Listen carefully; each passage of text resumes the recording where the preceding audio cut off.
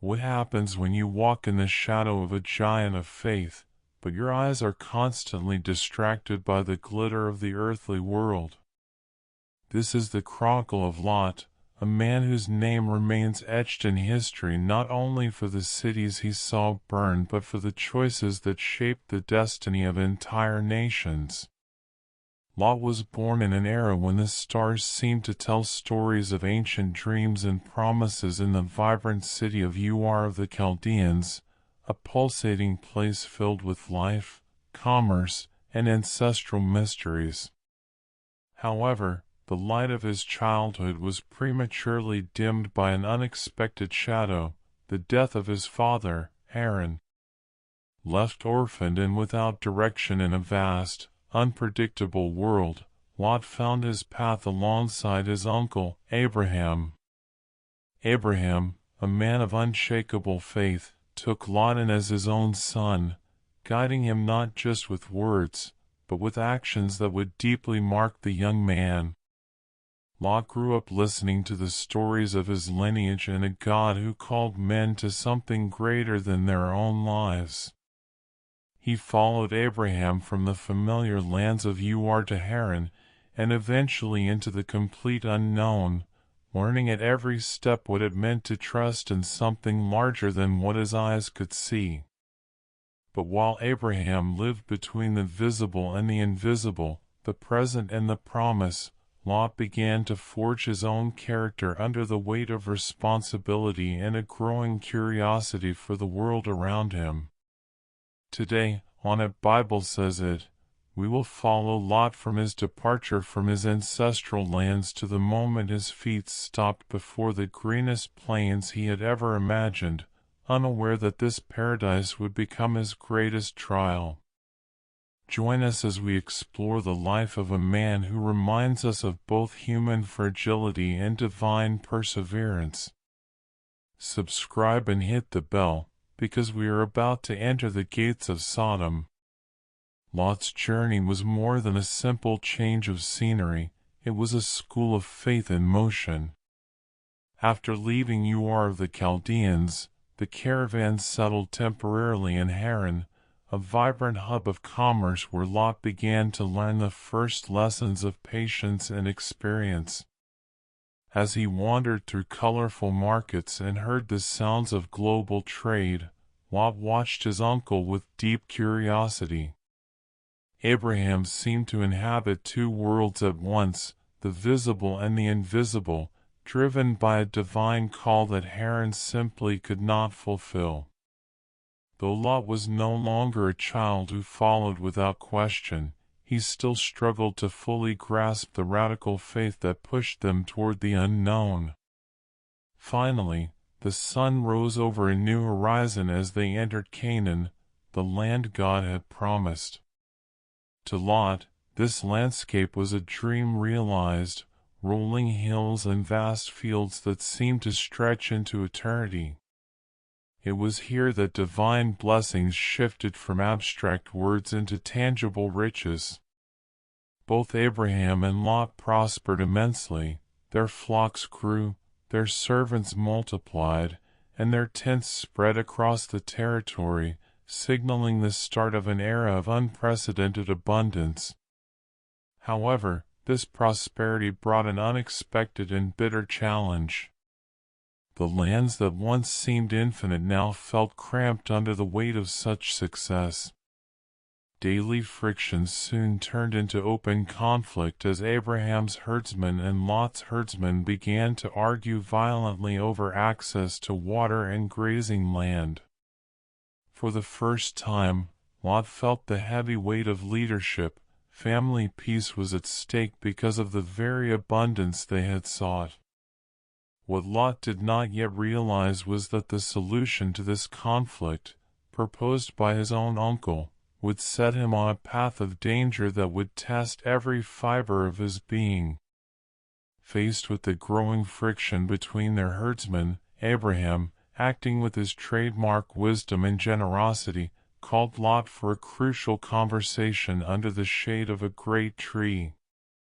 To preserve the peace of the family, Abraham proposed an amicable separation, offering his nephew the first pick of the land. If thou wilt take the left hand, then I will go to the right, or if thou depart to the right hand, then I will go to the left, he said with calm understanding. Lot stood in silence for a moment, looking out at the horizon, knowing this choice would mark a definitive turning point in his life.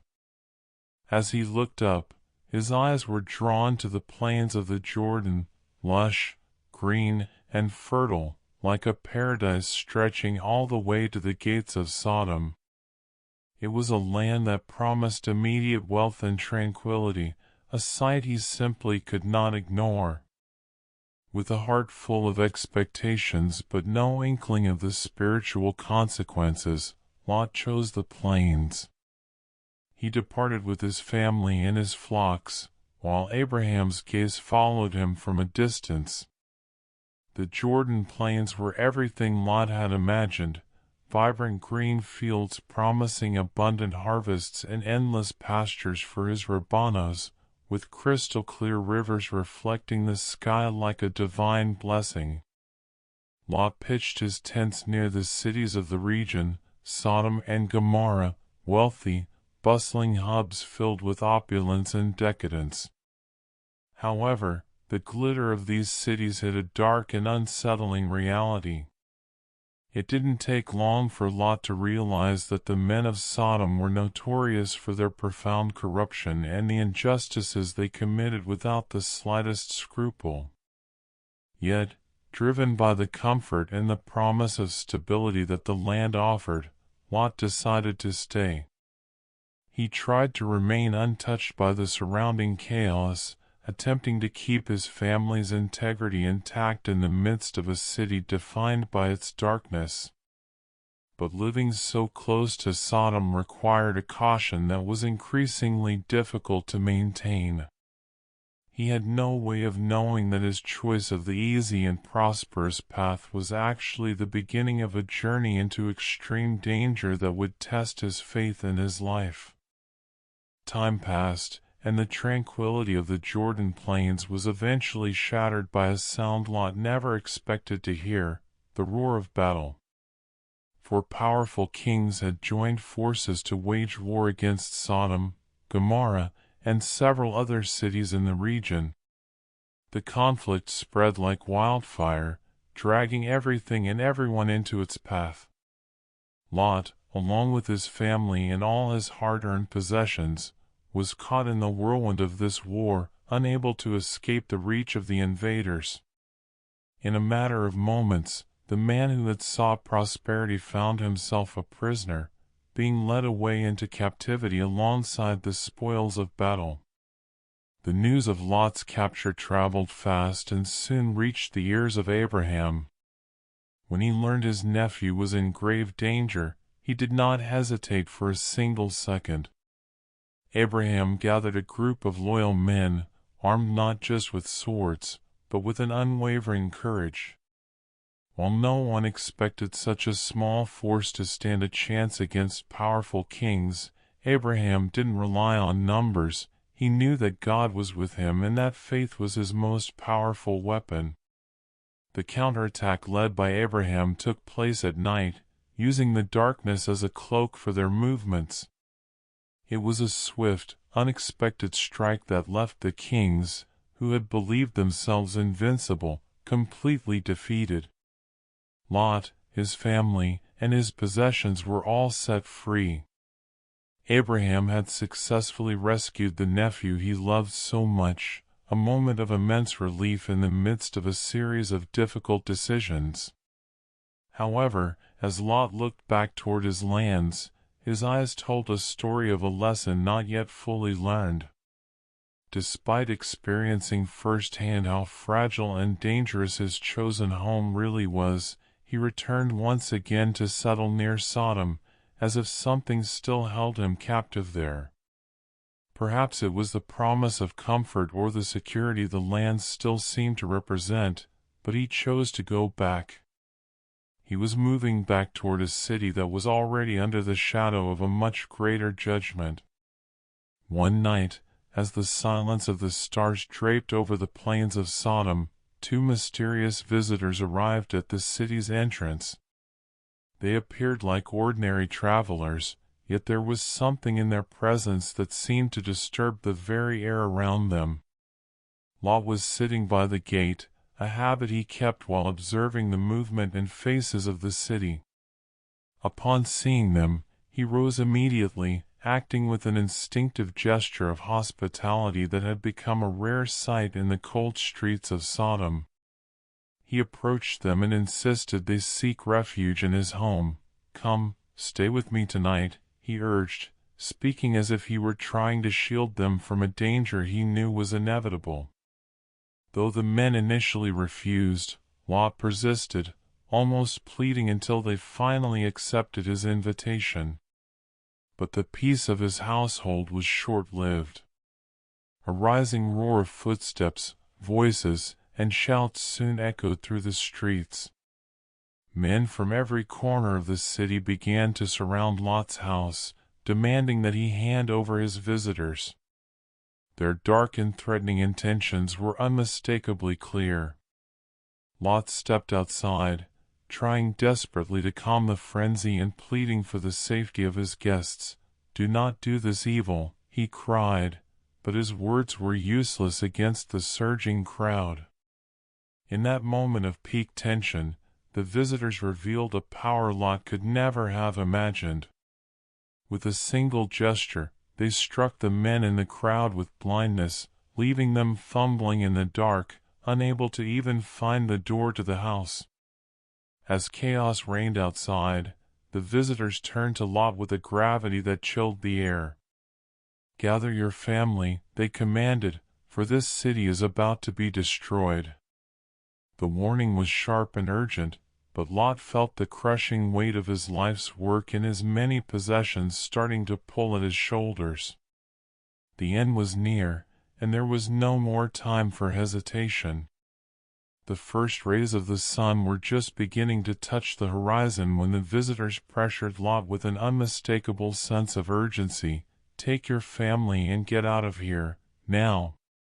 Although the danger was at his very doorstep, Lot's heart raced while his feet felt glued to the ground. There was simply so much to leave behind: the house, the wealth, and the stability of the life they had carefully constructed over the years. As the sky began to darken with an ominous weight, the angels were forced to intervene, practically dragging Lot and his family out of the city gates. As they fled, they received one final, severe command: "Do not look back, by any means." The instruction was simple yet haunting, leaving no room for hesitation as the sound of thunder began to roll across the plains. Suddenly, the silence of the morning was shattered by a roar like 1,000 storms. Fire and brimstone rained down from the heavens, striking Sodom with a divine fury that turned the landscape into a vast sea of flames. Lot pushed forward, his mind reeling as the scent of smoke and the echo of distant screams filled the air. Tragically, the pull of the past proved too strong for one member of the family. Lot's wife, perhaps moved by a deep longing for the life they were losing or a moment of fatal disbelief, turned her head to look back. In an instant, she was transformed into a pillar of salt, standing as an eternal monument of a heart divided. Lot and his daughters were forced to keep running, unable to stop or even grieve as the scorching heat of the destruction pressed against their backs. The mountain looming ahead was their only hope for survival in a world that had suddenly turned to ash. The mountains finally emerged as a silent refuge, standing in stark, chilling contrast to the fiery chaos that had just swallowed the plains. Lot and his two daughters arrived at the heights utterly exhausted, their clothes caked in dust and the acrid scent of smoke still clinging to their skin. The silence of the peaks was almost terrifying, broken only by the mournful whistle of the wind through the jagged rocks. There were no other travelers, No signs of life, and no familiar faces. They were completely isolated, surrounded by a vast, hollow emptiness. The crushing weight of their losses began to grow with every passing moment.